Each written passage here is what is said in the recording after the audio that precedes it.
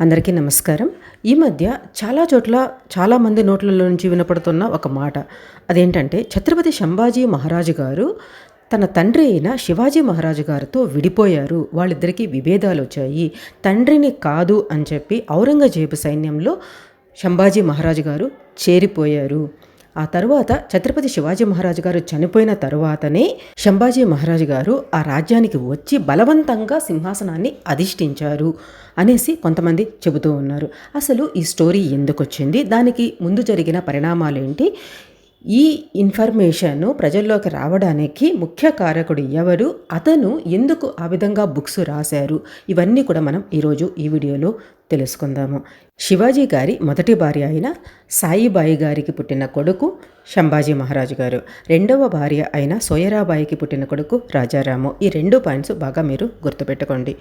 ఇక్కడ ఎందుకు శివాజీ గారితో సంభాజీ విడిపోయాడు అనేది చెప్పేదానికి కారణం ఏంటంటే, రెండవ భార్య అయిన సోయరాబాయి మరికొంతమందితో కలిసి సాగించిన రాజకీయ క్రీడ వల్ల మాత్రమే సంభాజీ విడిపోవడానికి దారితీసింది. దాదాపు 1 సంవత్సరం పాటు సంభాజీ శివాజీ రాజ్యాన్ని విడిచిపెట్టేసి ఔరంగజేబు సైన్యాధిపతి అయిన దిలేర్ ఖాన్తో కలిసి రాజకీయాల్లో చేరాడు. ఇది శివాజీకి నచ్చలేదు. అత్యంత విచారకరమైన షాక్గా శివాజీకి ఇది చెబుతూ ఉంటారు.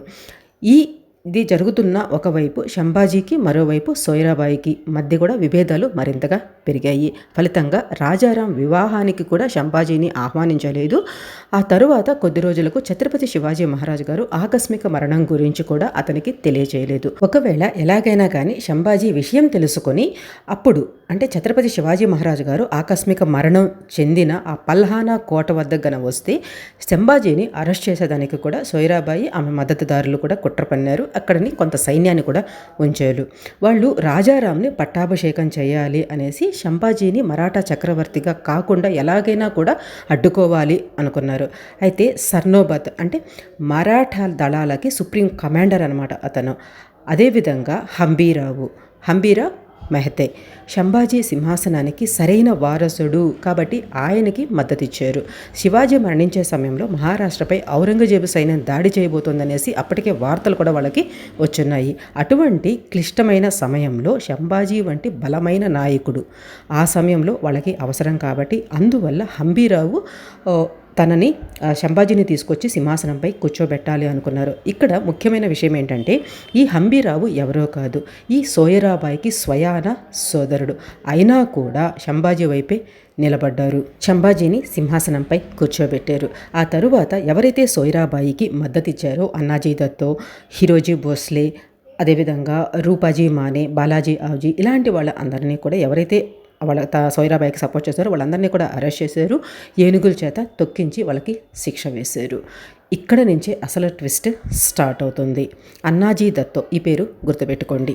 ఛత్రపతి శివాజీ మహారాజు గారికి కానివ్వండి, సంభాజీ గారికి కానివ్వండి ఉన్నది ఒకటే కోరిక, అది స్వరాజ్యాన్ని స్థాపించాలి, ప్రజలందరూ కూడా సుఖశాంతులతో జీవించాలి అనే ఉద్దేశంతో మాత్రమే వాళ్ళు రాజ్య పరిపాలన చేశారు. అనేక యుద్ధాలు కూడా చేశారు. అంతవరకు క్లియర్గా ఉంది కదా. ఛత్రపతి శివాజీ మహారాజ్ ఆస్థానంలో పనిచేస్తున్న వ్యక్తి అన్నాజీ పంత్. ముందు మిమ్మల్ని ఒక పేరు గుర్తుపెట్టుకోమన్నాను కదా, అతని అన్నాజీ. ఇతను అకౌంట్స్ ఇవన్నీ కూడా చూసేవాళ్ళు ఛత్రపతి శివాజీ గారి దగ్గర. ఇక సంభాజీ గారి విషయానికి వస్తే 13 సంవత్సరాల వయసులోనే అనేక సాహిత్యాలు రాశారు.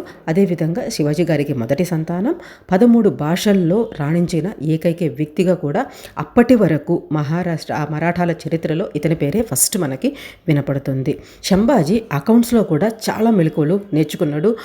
అదే సమయంలో అన్నాజీ చేస్తున్న అవకతవకలని కూడా అతను ఎత్తి చూపాడు. అంటే పోర్చుగీస్ వాళ్ళు, బ్రిటిష్ వాళ్ళు, అప్పటికే మొఘలులు వీళ్ళందరితో కూడా చాలా రహస్యంగా ఇతను రహస్యంగా వాళ్ళ నుండి బహుమతులు తీసుకోవడము, వాళ్ళ దగ్గర నుంచి ఏవైనా ఆశించి వాళ్ళకు మేలుగా చేస్తున్న పనులు చేయడము, ఇలాంటి వాటివన్నీ కూడా ఈ అకౌంట్స్ ఇవన్నీ చూసిన తర్వాత సంభాజీకి అర్థమైంది. అదే విషయాన్ని శివాజీ గారి దగ్గర కూడా చెప్పారు. దానివల్ల సంభాజీ పైన ఈ అన్నాజీకి చాలా కోపం. ఛత్రపతి సంభాజీ మహారాజు పట్ల ఇతనికి ఎంత ద్వేషం ఉంది అనే దానికి ఒక కారణం కూడా చాలామంది చరిత్రకారులు చెబుతూ ఉంటారు. అదేంటంటే, ఈ అన్నాజీ కొంతమంది మంత్రులను తనతో కలుపుకొని సంభాజీని అంతమొందించాలి అనుకున్నారు. తరువాత జైల్లో పెట్టాలి అని కూడా అనుకున్నారు.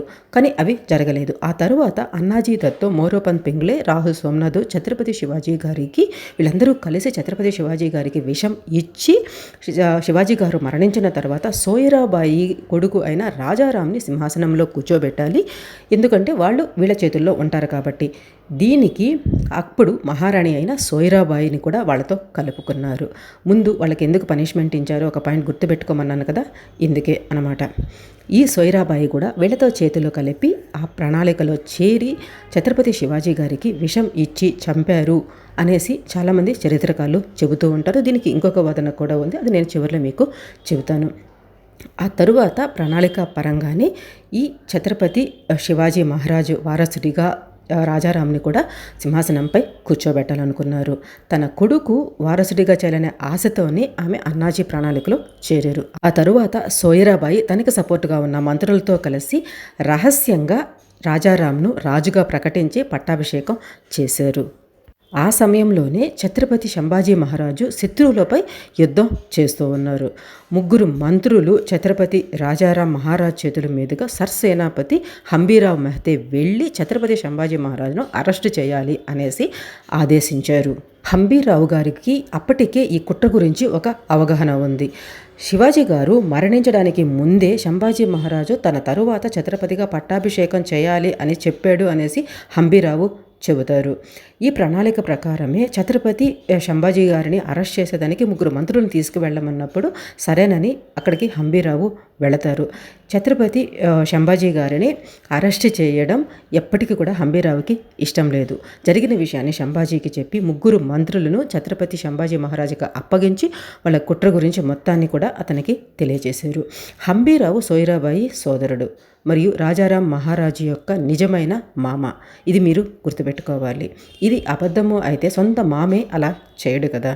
అయితే ఆయన ఛత్రపతి శివాజీ మహారాజుకు గట్టి శిష్యుడు అయినప్పటికీ కూడా స్వరాజ్యానికి ఏది మంచిదో అదే చేశారు.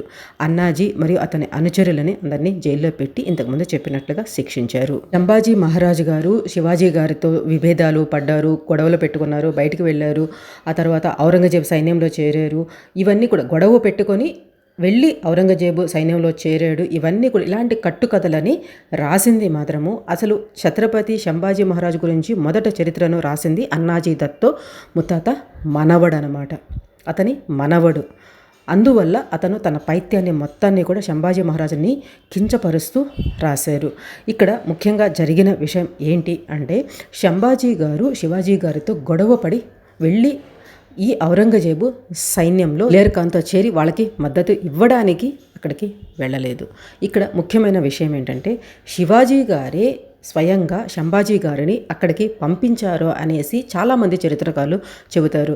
ఈ ఔరంగజేబు సైన్యం ఎలా ప్రవర్తిస్తుంది, వాళ్ళ యుద్ధ ప్రణాళికలు ఎలా ఉంటాయి, వాళ్ళ ముఖ్య ఉద్దేశాలు ఏంటి, ఇవన్నీ కనుక్కునేదానికి స్వయంగా శివాజీ గారే సంభాజీ గారిని అక్కడికి పంపించారు అనేసి చెబుతారు. ఇక్కడ ముఖ్యమైన ఇంకొక విషయం ఏంటంటే ఈ అన్నాజీ పంత్ తర్వాత మోరేపంత్ వీళ్ళందరూ కలిసి చేసిన ఈ కుట్ర గురించి తరువాత సంభాజీ గారికి చెప్పింది తన సోదరుడైన రాజారాము.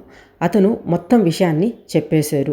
నన్ను బలవంతంగా రాజును చేశారు, కానీ నువ్వే ఈ స్వరాజ్యానికి నిజమైన అదేవిధంగా పట్టాభిషేకం చేసుకోవలసిన యువరాజువు కాబట్టి దయచేసి ఛత్రపతి శివాజీ మహారాజు వారసుడిగా పట్టాభిషేకం చేసుకోండి అనేసి రాజారామే స్వయంగా తనకి చెప్పారు అనేది కూడా చరిత్రకారులు చెబుతారు. ఇంకొక ముఖ్యమైన విషయం శివాజీ గారి మరణం గురించి. శివాజీ గారు ఎన్నో యుద్ధాలు చేస్తూ తన జీవితంలో అధిక కాలం ఈ గుర్రపు స్వారీలు యుద్ధాలు వీటిల్లో గెరిల్లా యుద్ధాలు చేయడం ఇలాంటి వాటిలో నిమగ్నమైనడం వల్ల అతని వెన్నెముక దెబ్బతిని దాని ద్వారా ఆ శరీరం అలసట చెందడం వల్ల ఈ తీవ్రమైన జ్వరము ఇలాంటివి కంటిన్యూస్గా రావడం వల్ల ఆరోగ్యం క్షీణించి మరణించారు అని చెప్తారు. ఆ ఆరోగ్యం క్షీణించిన సమయంలో సోయరాబాయి విషప్రయోగం కూడా చేశారు అనేసి ఇంకొంతమంది చెబుతారు. ఇక్కడ ఎక్కువ మంది చరిత్రకారులు ఏదైతే బలంగా చెప్తున్నారో దాన్ని మీకు నేను వివరించాను. ఇక్కడ మీకు ఏదైనా అభిప్రాయ భేదాలు ఉంటే ఖచ్చితంగా కమెంట్స్లో మెన్షన్ చేయండి. మీ దగ్గర ఏదైనా ప్రూఫ్స్ ఉంటే వాటిని కూడా జోడించండి. వాటిని చదివి ఇంకొంచెం ఎక్స్ట్రా ఇన్ఫర్మేషన్ మనం తెలుసుకుందాము. అదేవిధంగా తరువాత శంభాజీ గారి తరువాత రాజారాం తర్వాత జరిగిన పరిణామాలు అన్నీ కూడా నేను సీరియస్గా వీడియోస్ చేస్తున్నాను సాహు మహారాజు గురించి.